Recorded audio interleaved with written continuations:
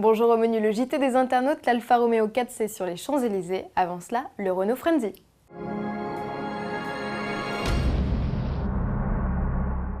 La surprise du jour se nomme donc Frenzy. Sous ce nom amusant se cache la nouvelle génération d'utilitaires Renault et peut-être le remplaçant du Kangoo. Le Ludospace, encore à l'état de concept, se veut à la fois familial et utilitaire.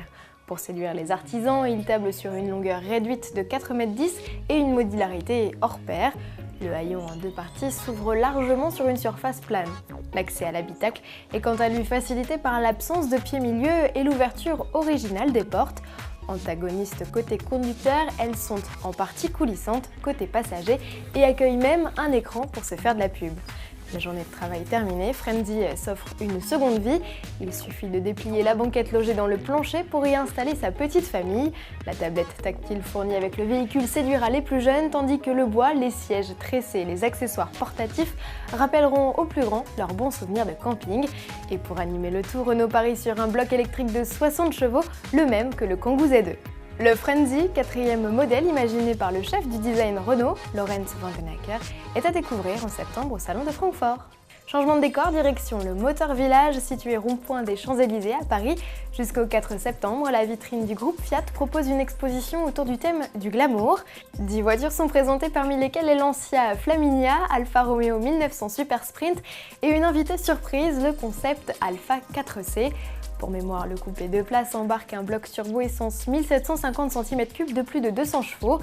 Sa déclinaison de série verra le jour en 2012. Venez donc le découvrir et vite, autant vous prévenir, la sportive à la robe rouge mat et aux courbes aguicheuses repart le 17 juillet. L'entrée au Motor Village est gratuite.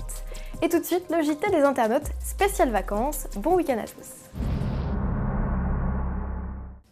Bonjour, cette semaine, le JT des internautes vous suit sur la route des vacances. Nous avons sélectionné 5 applications pour smartphone afin de simplifier votre trajet vers votre lieu de villégiature. Alors la première étape pour les vacanciers, c'est souvent l'autoroute, l'occasion de dégainer l'appli Vinci Autoroute si vous êtes sur l'un des tronçons du réseau. Son intérêt, c'est le trafic donné en temps réel. Bouchons ou accidents sont recensés, tout comme la prochaine sortie ou le prochain échangeur. Le mode cartographie permet aussi de visualiser les équipements tout au long du voyage.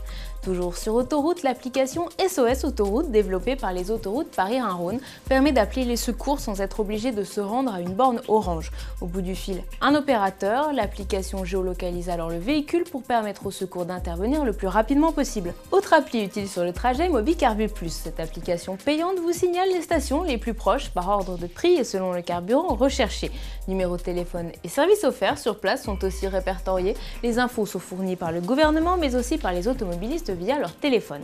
Allez, on termine avec 2 applications pour occuper les passagers. C'est quand qu'on arrive offre 8 jeux différents pour distraire les enfants à mi-chemin entre le Monopoly et le jeu des 1000 bornes. Alors tous les passagers peuvent participer avec des questions adaptées à leur âge.